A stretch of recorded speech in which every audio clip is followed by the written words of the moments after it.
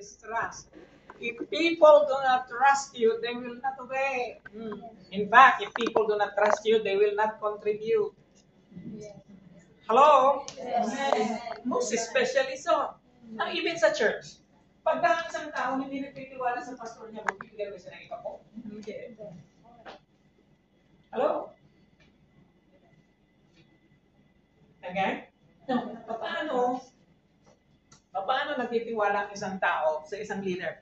Iyon ay naipapakita sa napakaraming bagay. Yes. Consistency, openness, black and white. Okay? Integrity. Okay? And yun, minsan, hindi mo maipapakita overnight. It is how you live it consistently, day to day, every Sunday. Okay? Pag sinabi mo na, attend tayo ng prayer meeting, tapos late ka. Ikaw pa naman ang pastor. Hello? Tanong mo sa taga-Lifeway, pag may meeting, sinong nauna pumunta? Ang pastor lagi. Magtatawag pa yan. Nasaan na kayo? Bakit? Bakit magkukontribute ang tao kung isang tao ko? Sige, si Pastor Hyde nagkukontribute eh. Okay? Hello? Amen. Kaya, you have to build integrity. In the same way, sabi dito, no one will follow a person he has no trust, nor will he sincerely take a step of faith unless he is willing to obey what his leader says. Kaya, kung gusto mo na maging effective leader ka, you must be someone people can trust.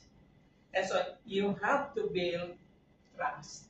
Because trust cannot be built overnight. Takes time. Amen? So, lahat tayo, although pagka isang pastor, halimbawa, pag pastor ng isang church, pakiramdaman yan. First year, pakiramdaman yan. Okay? Lalo na, paalis ako, papasok siya, ito kayang bagong pastor katulad ng dating pastor namin. So, may comparison na siya. Diba? And so, kung hindi ka mag-come up sa, maayos yung pastor na umalis. So, you have to build trust. So, lahat ng mga leaders na nandito na, you have to build trust. How do you build trust? In many ways. Consistency, integrity. Okay? Pagka sinabing consistency, lagi kang gano'n. Hindi ka sumasablay. Kaya kung sumasablay ka man, humihingi ka ng paumanhin. Kaya lang hindi dapat palaging sumasablay. At hindi palaging humihingi na paumanhin. Late ka ngayon, late ka ulit next week. Wala kang integrity.